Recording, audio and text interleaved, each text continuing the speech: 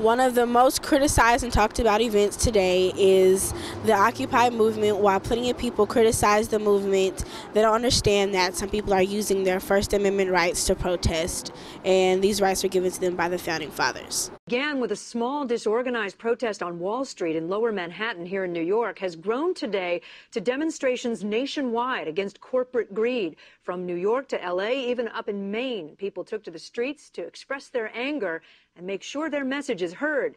To all communities that take action and form groups in the spirit of direct democracy, we offer support, documentation, and all of the resources at our disposal. Join us and make your voices heard. The First Amendment.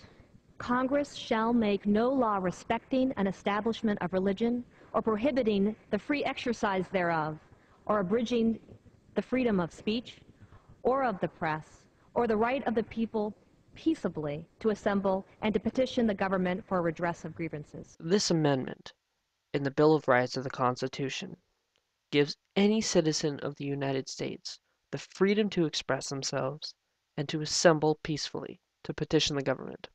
Therefore, this amendment directly applies to the Occupy Wall Street protesters.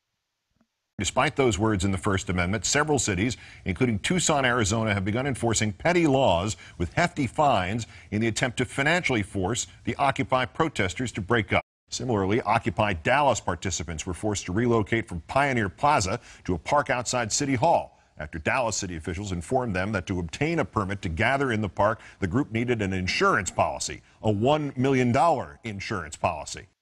Although the First Amendment might seem like a completely new American idea when it was first developed, the First Amendment was partly inspired by the English Bill of Rights, which protected freedom of speech and debates or proceedings in Parliament. The Occupy movement began as Occupy Wall Street in New York, protesting at Zuccotti Park. The Occupy movement was inspired by the protesters in Tahrir Square and was spearheaded by the Canadian-based Adbusters Foundation. After a large amount of internet support, including the hacker group Anonymous, it spread across the nation and the world to over 2,600 towns and cities.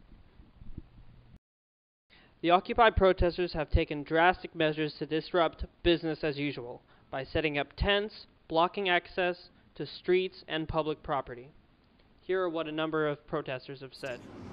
Well, it's not so much that we're protesting. We're really trying to come up with a solution to all this corporate money in politics. We're trying to get it out. We're trying to get it out of politics. We're trying to change the way people are thinking.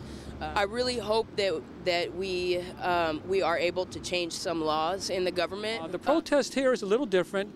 I think people just want to come together in a safe space and talk politics and share experiences and try to figure out what to do to win justice. And this is just another phase of people coming together and taking on big issues. What was your reason to protest, and why are you protesting? On a personal level, I took a 2% pay cut and paying more for health care, and I have 15% more students this year crammed into my classes. On a larger level, I'm pissed off about the wars. We have the longest running war in the history of the United States going on right now. We are pissing away millions of dollars a minute. We can afford to do stuff. We can afford to pay for schools if we stop bombing people around the globe. What do you expect as the outcome for all of your protesting? I'd like to see more young people like you out here protesting. That's one for sure. Your generation's going to be the one that's going to take the hit way more than my generation. Civil disobedience has been a part of major movements across the nation for decades, from civil rights movements to Vietnam protests. Despite the majority of protests being peaceful, the police has been known to use excessive brutality with pepper spray, rubber bullets, and other crowd dispersal techniques.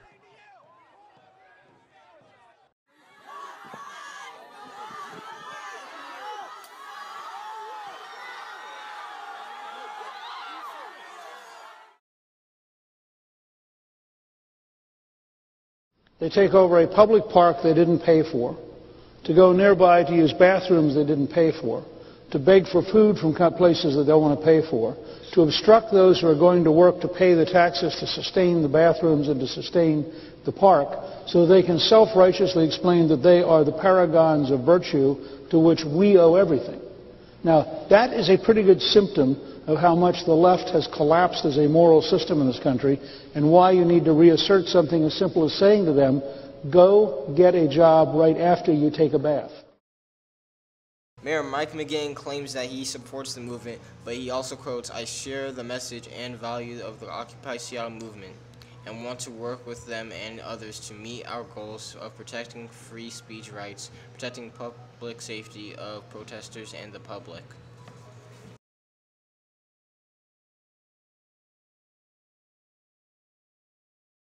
My opinion is that any protesters using their First Amendment rights should be accepted and allowed to protest as they please. In my opinion, Occupy Wall Street has left and still is having an enormous impact around the world. The government may not want to listen, but the protesters refuse to be ignored any longer. The Occupy protesters, like many other peaceful protests, have used their freedom of speech, part of the First Amendment, to the fullest extent. In my opinion, every protester has the right to peacefully protest, and I too agree with the Occupy movement. And it states that in the First Amendment we all have the right to have a freedom of speech, so as long as that First Amendment is still around, we all have the right to peacefully protest and say what is on our minds.